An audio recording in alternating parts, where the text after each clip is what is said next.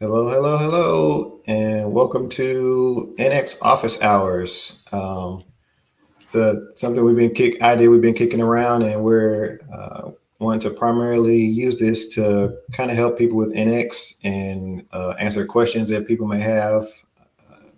Sometimes people ask on Twitter and other places, and so we wanted to do something here so that people can get some help live or maybe give some follow up to those questions. I'm Brandon Roberts. I work at Narwhal, and we are an enterprise consulting firm where we help uh, large companies build applications at scale. Adam, you want to introduce yourself? Sure. I am Adam L. Barrett. I am one of the newest members of Narwhal. So I am here to be vulnerable and show everybody my ignorance live on camera so that I can just ask a bunch of questions and look really dumb. But hey, somebody has to do that, right? No, I think you're short. I think you're shortchanging yourself. Oh, yeah. But self-deprecating humor, rates high in the polls. So That's right. anyway, Self-deprecating humor gets numbers. it gets numbers. It's all about the numbers. There you go. That ratio, right? Yep. Okay, so let's check and see. We're doing a TV show here. Let's check and see what the community says. Let's look to the community for what they have to ask about NX and the problems they're having. That's what we should do, like newscaster. I'm not in bed with the weather, and we'll be. And I'm Brandon Roberts, and we'll be right back with sports. Okay, so I don't see any questions on Twitter yet. So let's see if we see any questions in the chat room. If anybody any questions there. So let's just throw some questions out here. But yeah, I have some questions. Okay. Just because, like I said, new, ignorant, wonderful. So one of the things, I have a coworker and friend who I used to work with, and he has a React project using NX.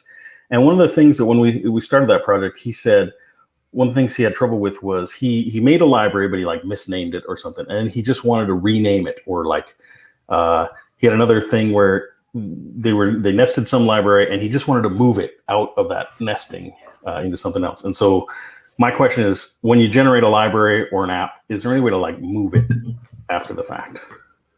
Yes, there is. If you see here, I brought up the NX DevTools website here. I'll make that a little bigger for the stream there. So if we go, let's dig into the docs, and then we'll dig into some examples. And Rich, if you're watching, this one's for you. There you go. Though that was months ago, so he's probably figured it out by now. Yeah, he just hand rolled it. He just moved all the files around, and he did the painful part. So we'll see about finding that to do it with NX. I believe the official term is called automatic workspace refactoring. So let's see, we have a plugin for that, or we use Narwhal Workspace, and we have a schematic, and we have a move schematic here. Well, there you go. So yeah. Well, one note is maybe this didn't exist at the time that your friend had this problem, but this feature was put out here, and Johanna put this together. Shout out to another Narwhalian. Put this schematic together that actually moves does that exact thing, moves your library from one place to another in your workspace, and takes care of renaming the imports that you would use to move that particular library. So this is one I guess there's two layers to this. We have the general move. We have the move schematic, and this one is at the workspace level. So if you have a workspace that isn't an Angular workspace, it's just a general workspace. Maybe you have React projects in there or other ones in there. You can use the Narwhal NXG at Narwhal Workspace move schematic. And the options, here's an example here where you can say which project you want to move and the destination of where you want to move it to. Yeah, see, that could be kind of confusing maybe to somebody new, right? Because it's like NXG is short for generate. and Right. you're generating it, but it's actually just moving it. It's not like making new code. I mean, like it makes sense under the pattern of how things are done, but it might be just confusing to find if somebody was looking for it. And I see there, my next question is already answered because I see right on the list there, remove is right below move. I was going to ask, how do you delete a library once you've whatever done? Hey, there's delete, remove right underneath there. Yep. So let's see. We're going to do some live testing here, I suppose. And I have an Angular workspace here set up. So we're going to generate a library and move it in. We're going to generate a library, move it, like import it somewhere in the application, and then move it to a different place and move things around. Cool. So we're going to stop this share.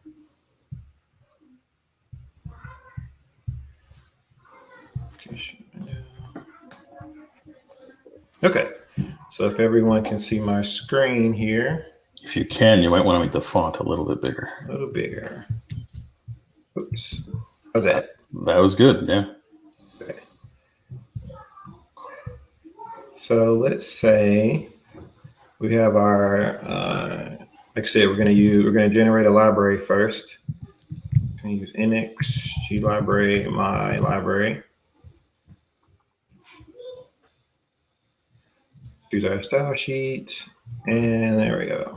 We have apps. Well, I guess we could give a quick overview of kind of like the setup here. We have our apps folder, and this has, I just generated one with here with my app, and it includes a library or a project for end-to-end tests. And then we have a libs directory. This is where your libraries go, and you can have as many of these as you want to in an NX workspace. And these help partition your applications or your features down into smaller modules. And I think we'll probably cover a little bit more about that later. But as you can see here, we have our mylib here, and we have the library that was generated in our Angular JSON file. If you're using a workspace primarily driven by Angular, but you can use NX with any you can use an NX workspace, not just with Angular projects. We support React, have official support for Angular and React right now. And of course, we have community plugins that'll also let you extend that even further.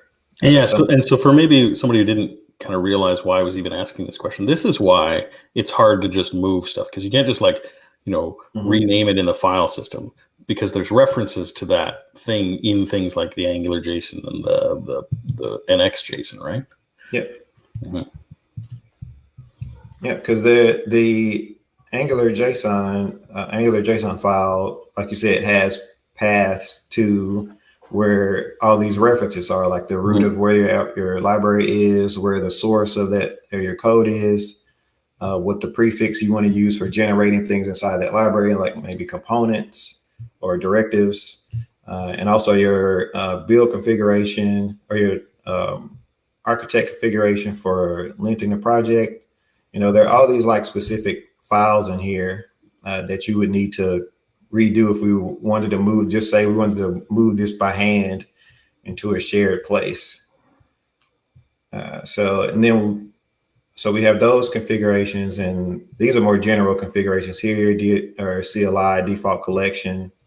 Using our Angular here, and that just gives you the schematics and builders that are included within the Angular plugin for NX, and then defaults for schematics and default project, of course. Yeah, so we generated a library called mylib, and if we want to go in the my app application and want to import that library here, of course, it's not doing anything at the moment, but we'll open this up. Look at mylib module. So we want to import this one just so we can move the library around, or import the library here. So import it here, import mylib from Office, mylib. So we're going to drop that in the imports there. This is at least a minimal example of how we would, or generating a library, importing it, and now we have a dependency on this library, right? So then if we want to move this library, I'm gonna look off to my side here for the docs, of course, and use the NXG narwhal workspace move project equals my, if I type correctly, my lib, and we're going to move it to shared. So we want to move this to a shared area. My lib. So project is what it currently is, and then the destination is the like last. Right. parameter. Project. Yeah. Project correlates to the name of the project in your configuration file. So it should match there. It should also, we'll have a corresponding entry in here in the nx.json for the projects, where you have the associated tags. And the TS config also has our paths in here that maps to my lib. Okay. And then the folder there. So, right. So it's important to know that it's not the path, it's actually the project name that you pass to project. Right. Cool.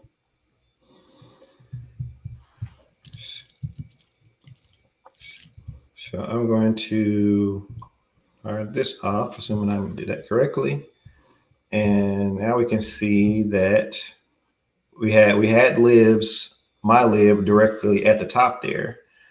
And now we have lib shared my lib. So we moved it under the shared directory just by entering that command. We moved all those files to their new destination, and the same folder, same structure was there. My lib module, you can see that was updated. We look in the Angular JSON file. Now we have our new project name, which is shared, which is that top level directory here. Shared my lib. So all of our folders are updated, which is nice. And all of our paths to our configurations are updated. And if we look in the NX.json file, as we mentioned before, we have the matching my lib project name there. And our TS config. We have our path is correct here now. It's nxoffice/shared/my-lib. And our path is has been updated correctly there. So let's look in, I guess the last place to check here is NX shared my lib, which we know that the TS config was correct. So this could just be VS Code saying that it couldn't find it anymore. So I did a reload project on VS Code, and now we can see that our squiggly line is gone, and we can see that the path is correct there. So yeah, that's an example of how you would use NXLib or use automatic workspace refactoring even within an Angular project. And like I said, we have the Narwhal workspace schematics that if you're using React or if you have some other integration within your NX workspace that you can use to move things around. That's awesome. Now, do you want to take it home and delete my lib? Let's break some things. Let's see if we're going to break some things. So we did the NX move, and we showed the at least showed the link to the removing. So let's see. We'll go back to the docs again for that one real quick, just to show the remove schematic. And this does pretty much what it says: remove an application or library. As you mentioned before, we have NX generate remove, or you can use NXG RM as an alias for remove.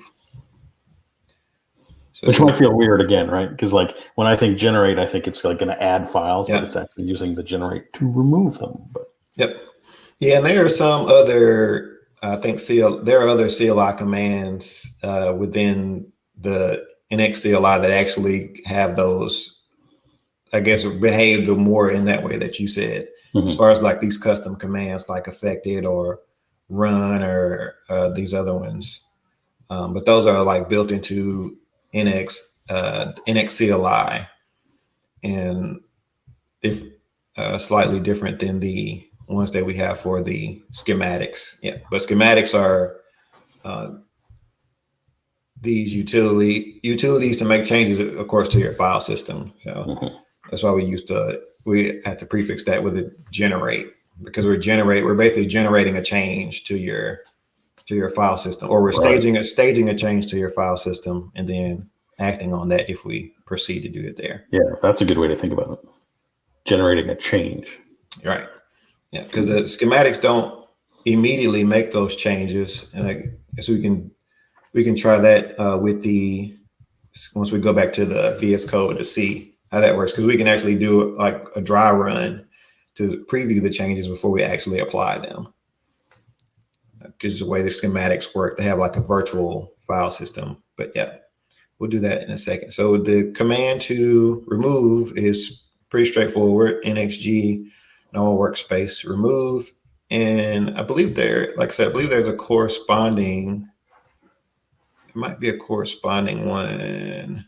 Okay, there is a move for the Angular, but not a remove. So I guess the normal workspace, you don't have to have anything specific there to remove it. This says examples, remove my feature from the workspace. You can do a force removal if you really want to be hardcore about it. You will remove this. And you will remove this no matter what. So now we have that one. Let's switch back to our example project here. So we have our shared mylib now. So let's add, commit these changes just to be safe. Moved mylib to shared mylib. That way we can back it out. So now we want to use the remove command and NXG workspace remove, and we can do a dry run correctly. Oh, data have required property project name. Oh, I guess I have to put the actual name of the project that I want to remove. I think that would help. Makes sense. So shared mylib.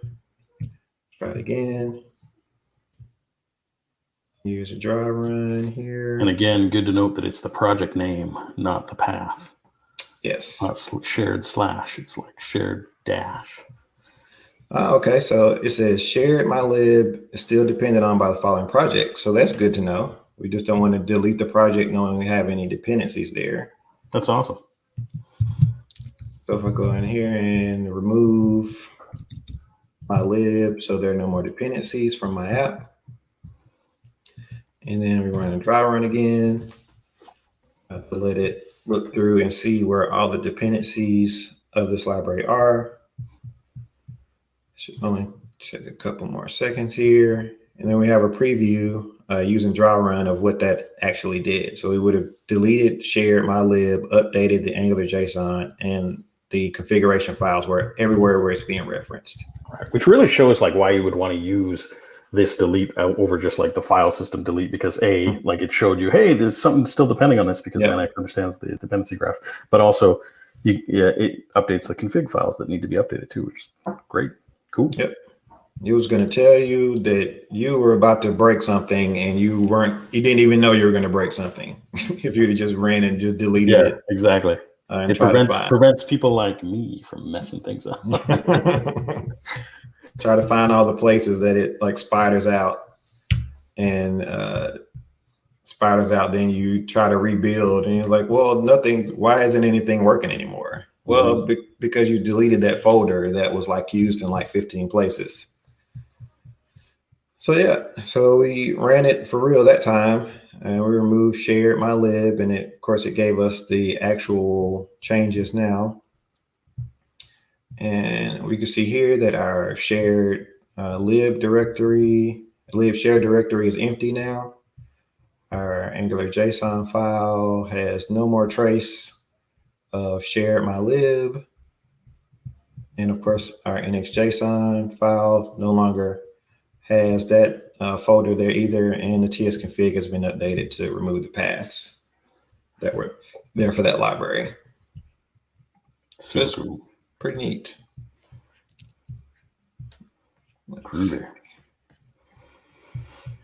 Okay, so now I guess we should check those comments and see if anybody's asked a question. Yeah, let's see.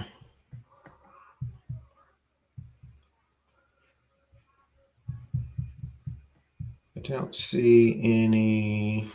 Let me look here, double check.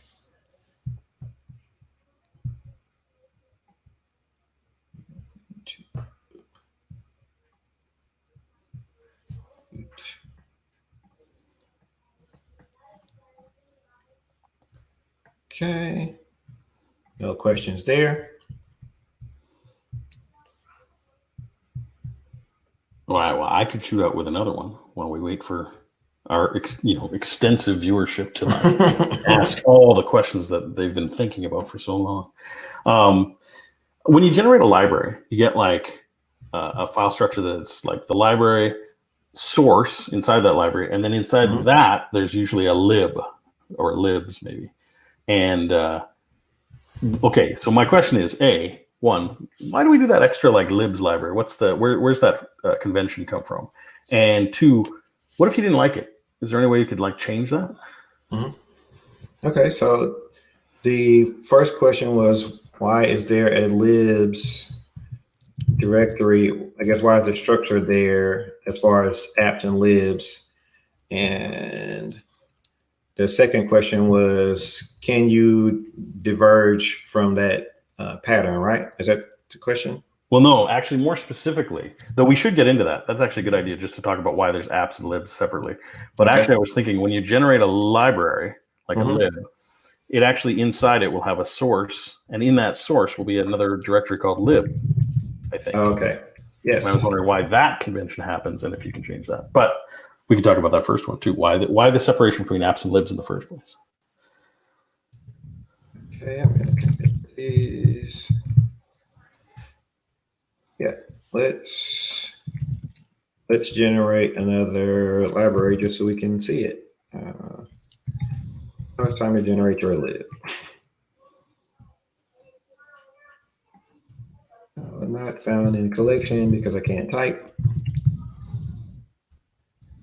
It should be generate lib, your lib. Success. I want to do one of those fake plugs and be like, wow, if you don't like this typing, you should check out NX Console. You're right. I should have done.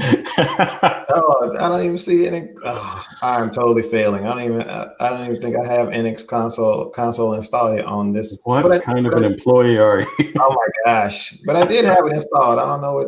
See, there it is. It says I have it, but maybe it's because I'm going to blame LiveShare. How about that? That's a good idea. Yeah, LiveShare won't let that plugin show up for something. I'm going to blame LiveShare because I do have NX console on my machine, Jeff. Wink. But yeah, let's talk about the apps and libs first. So if we think about a traditional Angular CLI application, it would have, I'm just going to create some folders in here. This is what your structure would look like in a vanilla CLI project. You would have a source folder and an application folder at your top level of your repo or your project. Create one more folder. A source folder and an application folder. And in a Angular CLI project, that's your top level structure. You don't have any apps, you don't have any libs, because it's only destined for you to have that single, at least to start out, to have that single application in there. You don't have any additional libraries or projects or anything. So it's one of those things where it's quick to start out, and you're working, like I said, if you're building like a demo or something, maybe you don't need a very big structure, and you're going to more or less dump. Well, I don't want to say dump. You're going to put everything into that source app folder and build your app as one large, one single application. Like I said, not split up into libraries. So the pattern, and this is in the enterprise patterns book that's on our Narwhal Connect site that you can read through, but it recommends breaking things up into applications and libraries. And the biggest difference there is, if we take my app, for example, using the traditional Angular CLI approach, you're going to have lots of imports in here in this single module, and those imports are going to be as like folders inside of this source area. And what that does is make your application itself have a lot of responsibilities. And what we want to do with an NX workspace is decrease the responsibility of your application itself to a place where you bring in these libraries this is where your application has the things it needs to boot up, right? So if we're looking at the router, for example, you're going to have your top level routes in here. It's just not going to give me any intelligence up there. Our module from Angular router.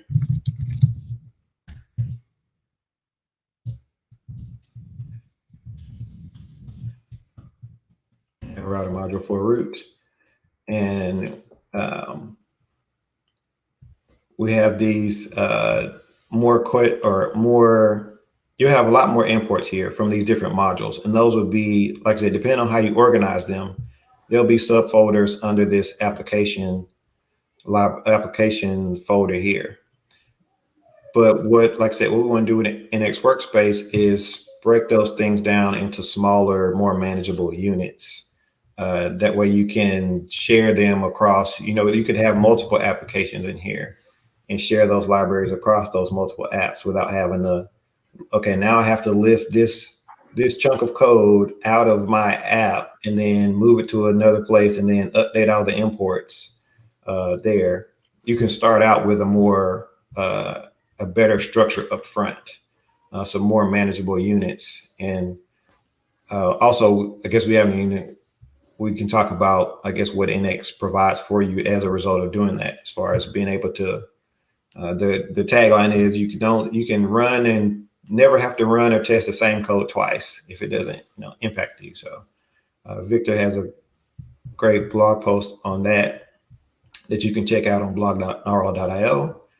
But yeah, we want to break these things down and use our application as just a place where we wire up those dependencies that are for our dependencies for our application. So that's like at a high level why we separate into apps and libs versus just having one single monolithic application. Right. And then as a side thing, because the libs are split out like that, I think it psychologically helps people think about it as an isolated unit too a little more, instead of just sort of tying it up with other things in the app. You can really focus on the fact that this is like a little interface. It has exposes these inputs and these outputs, whatever it is, and you're able to just think about this as a unit rather than how it connects to everything else, which I think is great. Yep. But okay, so now if you look in the libs directory that you've got right now, open that up. Yeah, let's go open up. So I guess we are on live share. I could do it. But if you see there, it's got source and then lib under that. So now my question is, what is that convention about? Why in my library do I have a source with then a lib directory underneath that? Mm-hmm. Where does that convention come from? I think, from my understanding, that convention is more from schematics themselves. I think at least initially, the Angular schematics, when you generate a library, it generates the name of your library, source, and then lib under that. And I think, like I said, I'm not sure the exact reason why you wouldn't just have everything under source here. But I think it's convention. Well, one thing I do know is it creates a separation between when you generate an app from when you generate a library. Because if you notice here, we have my app, source, app versus your lib, source, lib. So I think I would say it's more for consistency in generating one thing versus another, because there are really only two things you can generate within a workspace today. At least in this, general structure, you can generate an application and have source app or a library there. And I will say in practice that if you've ever had to move, let's say you wanted to, for some reason, move to a different workspace or move your application somewhere else, all of your application code is going to be inside of that app folder. So you could then just pick up that app folder and drop it somewhere else and maybe move a couple of these other files over there and not have to copy, I guess, I don't know, however many folders you have at the top and drop them in another place. So I would say that in practice, that's kind of what I've used, or the things that I've noticed, that if let's say you're just like playing around and you want to pick up this library and move it somewhere else, then everything is kind of self-contained within that. Wouldn't that be like the exact same if it was all under source? Like you just pick up the source and move it somewhere else, maybe rename it. Yeah. I don't know. It just I don't know. I guess I didn't understand where the lib underneath it really helps, because essentially that index beside the lib, index.ts, all it ever does is re-exports everything inside the lib too. Yeah. So yeah, like I said, if somebody has a better explanation than me, then they're welcome to. That'd be cool. Yeah, no, I just was wondering if you knew. But so do you know now? This is a harder question. Do you know now if I wanted to change that? If I wanted to make it so that when I generate a library, I only generate source, and then under my source I can put, let's say, I don't know, components, if I was making a component library or something directly under source rather than source/lib. Right. And I believe the answer to that is not out of the box. Okay. There would be a way to accomplish that, but you'd have to do a little extra work there. And what I would do in this particular situation would be to create a schematic that generates a library, and then I move the files around based on what that library is supposed to, where you want that library to be. Because schematics make that easier to hand roll things according to your specific needs, right? Okay, so that's what I guess. So what I'm hearing is, and maybe correct me if I'm wrong, I want to make my own library schematic. I want to make like a custom schematic just for my company or my project or whatever, that I want to hey, these are how we're going to create libraries with this convention instead. Yes, absolutely. All right. Now, unless somebody else has already asked a question, do you know how to do that? Can we get into how to do that? Yes, I can. We can walk through how, and I'll generate a schematic, and then we'll see how far we can get. At least we'll talk about how you would generate a schematic, how you would go about doing this if you wanted to customize a schematic for your organization, or if you wanted them in a particular structure. So I will commit these changes.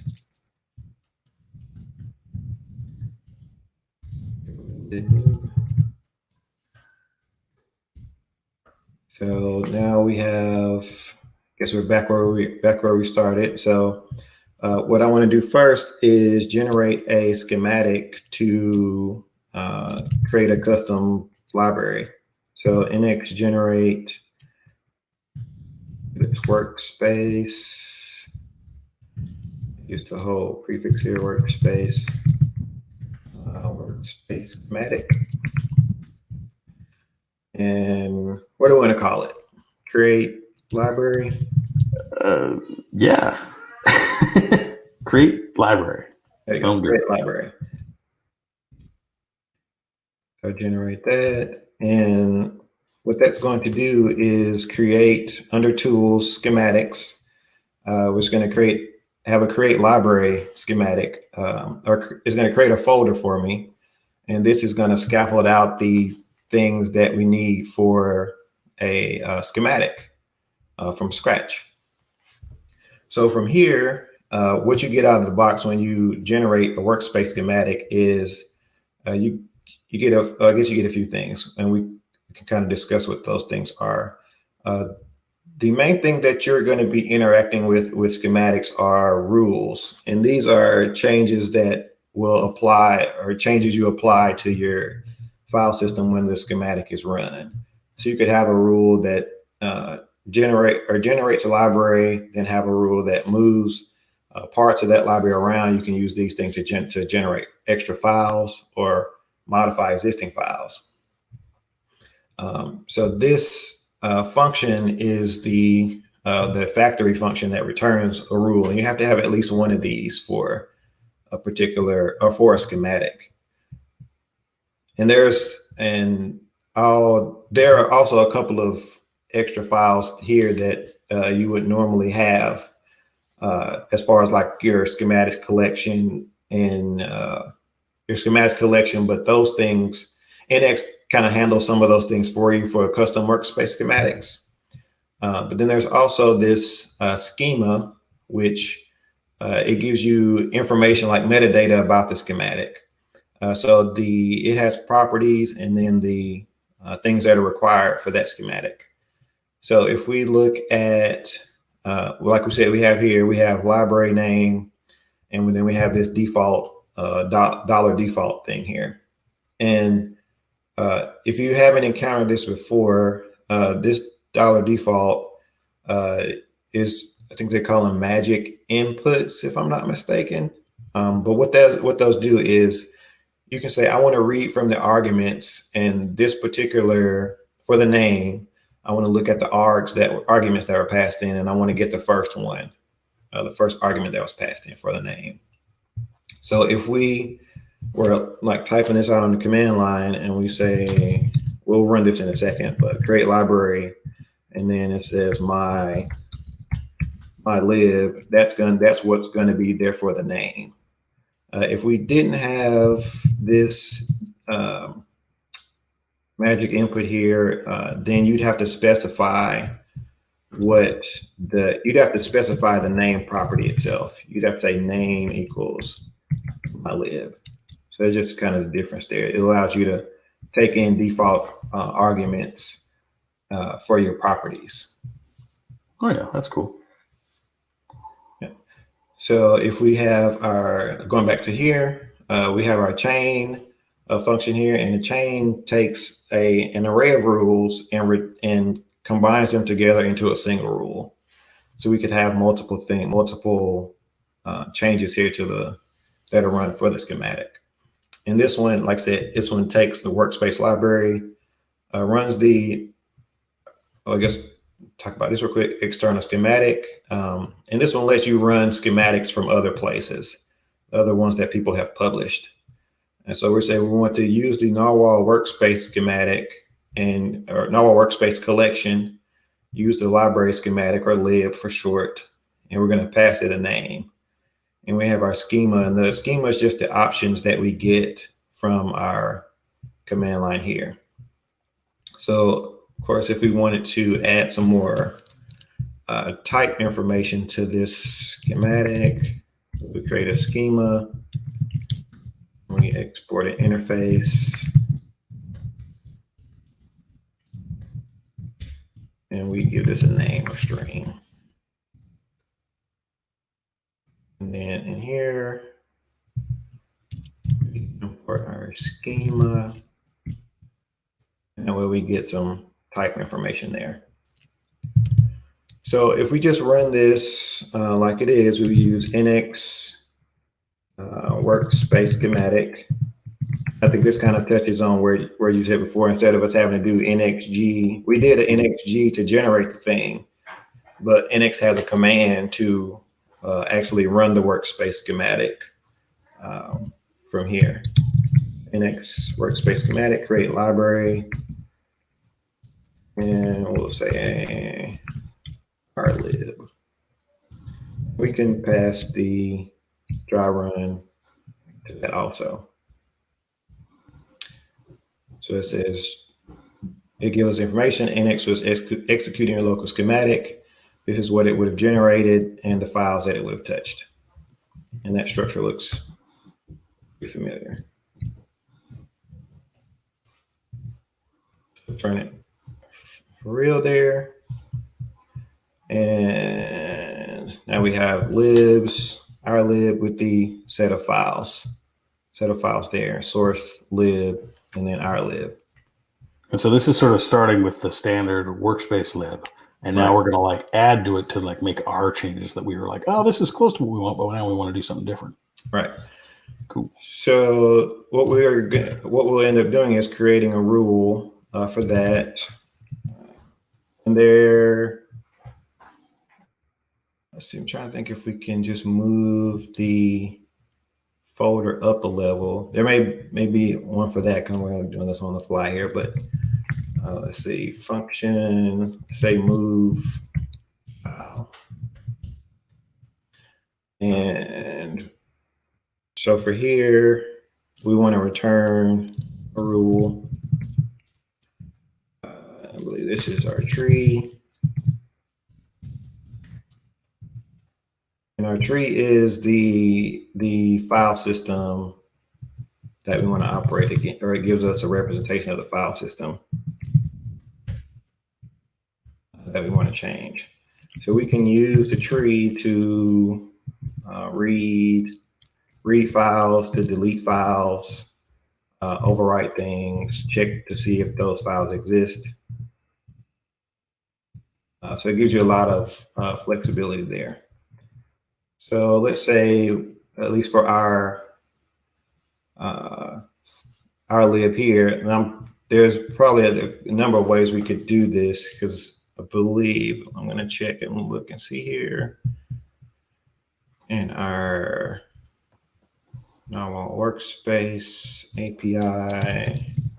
This is why people love live. They love to see it. Love to see the process. There you go.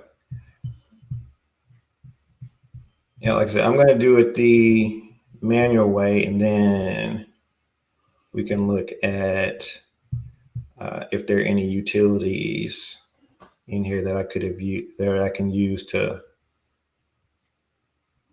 move one.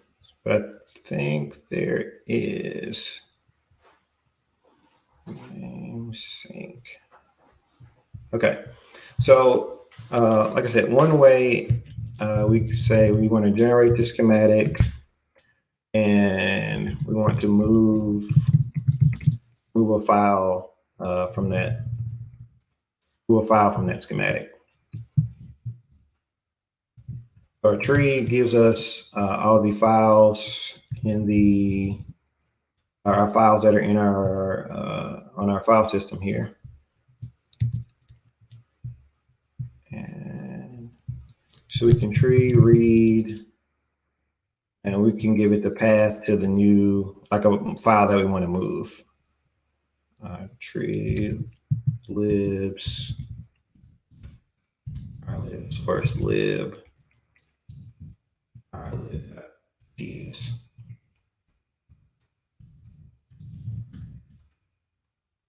Let's see, lib file. You can read that file.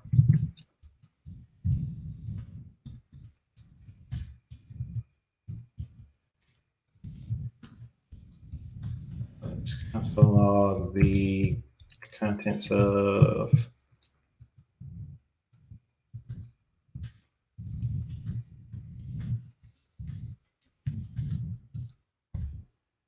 that file. So if I were to run, let's see, I'm trying to think if I have everything here, I'm going to return a factory.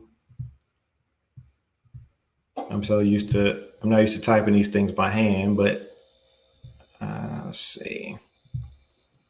When you say that, you mean, how would you normally do it if you weren't typing it by hand?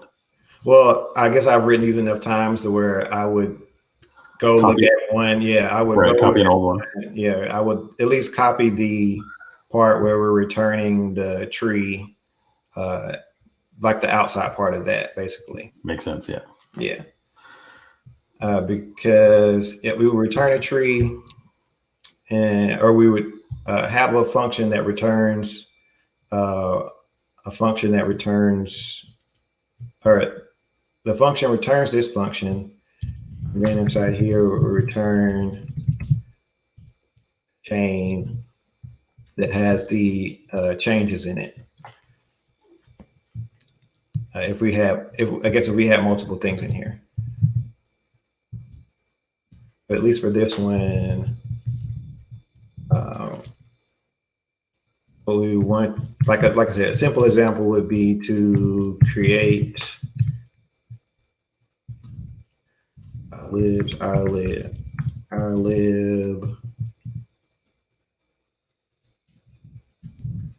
source lib. Oops.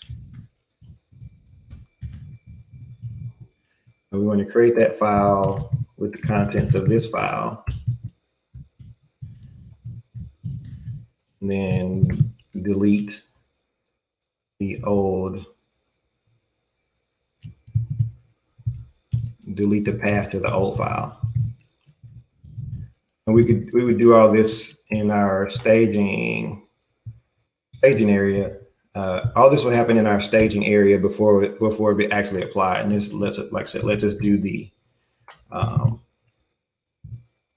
let us preview what we do there instead of actually applying it using dry run. So I double check here, and lib contents. Make sure paths are correct. Libs are lib. Okay. So I will create our lib2 and use dry run first in case I missed something. Okay. Just gonna delete source lib, our lib. Did I put it? I think I put it right there in the same place. So when I'm going to create this file, let's see, deleted source our lib. So it seems like this one ran before this one did, or at least this is what it's telling me. Oh, our lib 2. Oh, okay.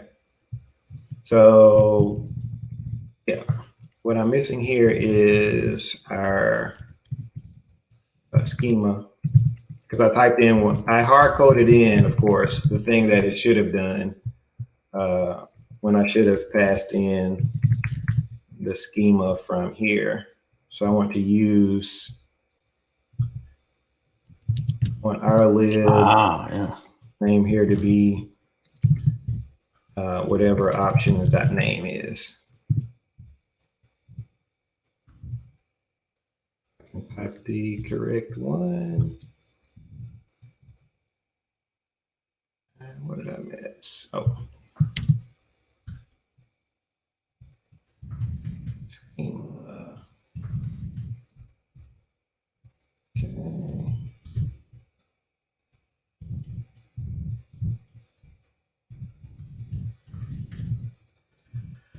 Okay. So we have schema.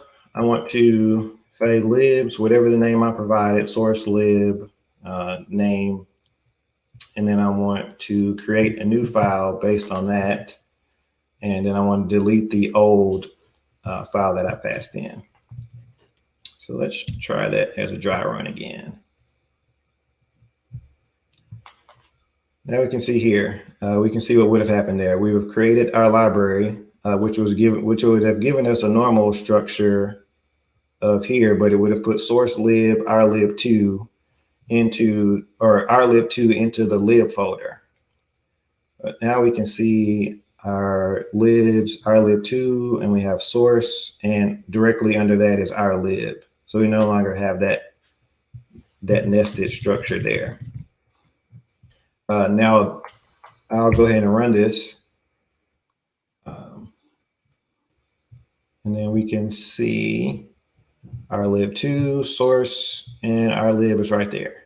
Great, that's cool. And just to solidify my understanding of it, what you were doing in the move file function there isn't actually like changing the files. What that's doing is changing the description of the changes we're going to make, basically, right? Like, so it's yeah, and then something then takes that description and then does those later on.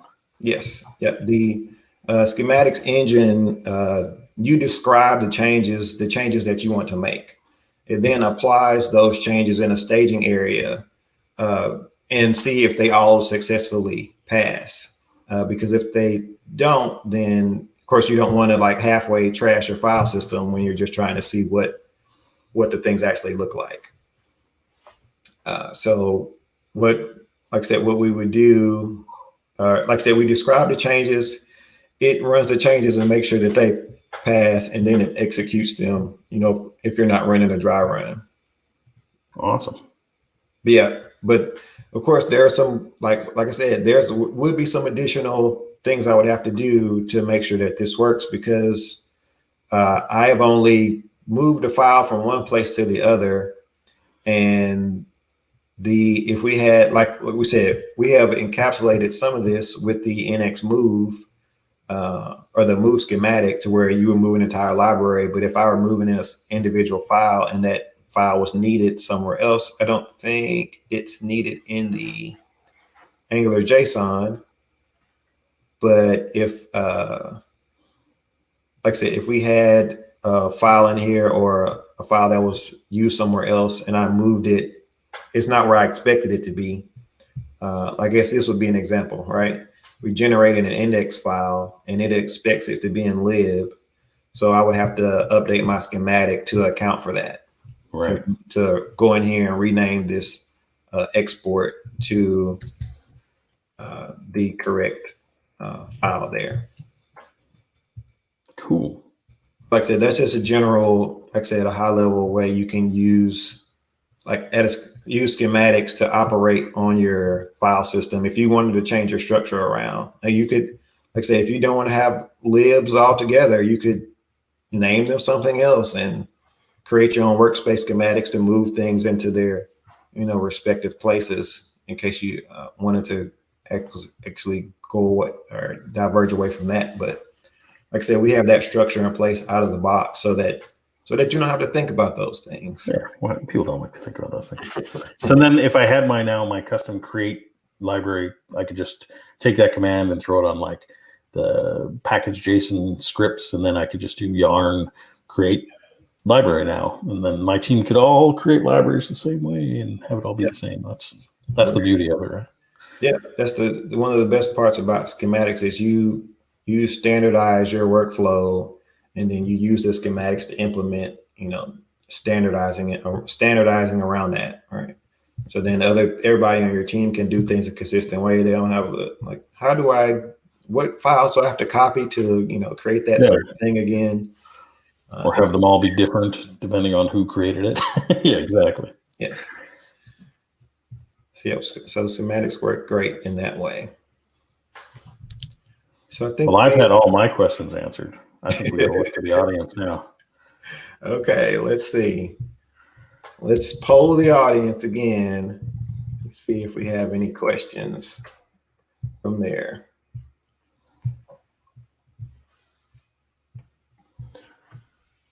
So yeah, if you've been watching this and you've been enjoying it, you've got to tell all your friends about it so that they can come and ask their questions about NX so that we can answer them for you. If you're watching this and it's on YouTube and it's not live, well then, hey, that means that you're even closer to the next time we do this. So you got to get everybody to know about it right away. That's right. I think we're close to our time for office hours this week. So we will go back to the NX page, and we'll leave that up there just for the people who are going to watch this at some point in the future. So yeah, like Adam said, if you have any other questions or questions that we didn't answer today or that you want us to answer next time, you can drop them on Twitter with the hashtag NXDevTools. If you like I said, came across this video, you can reach out to us. I don't know if are you on Twitter, Matt? I am on the Twitter. I got Adam L. Barrett at Adam L. Barrett. Okay. Yeah, at Adam L. Barrett. Got the L in there because there's a famous soccer player named Adam Barrett. Okay. I'm Adam L. Barrett. Yep. And I am Brandon T. Roberts on Twitter. And so, okay, we're like 4 minutes, 4 minutes left, and now we have at least a question. Well, that's okay. The question is just, is this going to be a regular thing, though, right? So yeah, this will be a regular thing that we're going to do, and we'll have more information forthcoming about that. We're going to make it more official so that you'll get notified for when we plan to do these, so that you have your questions ready for us.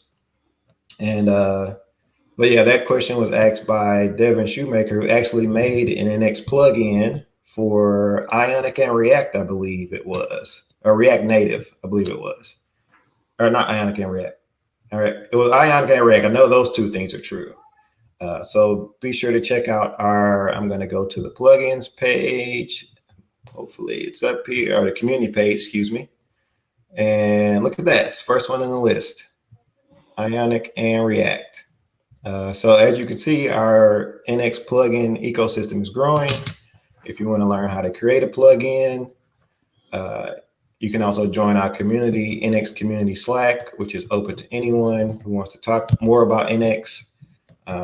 Create your own plugins, read the docs. And if you want to get some more help with NX, of course, we provide consulting services there. Narwhal, because Narwhal sponsors NX. So with that, I think we're going to call it there, and we will see y'all next time. Thanks a lot, guys. See ya.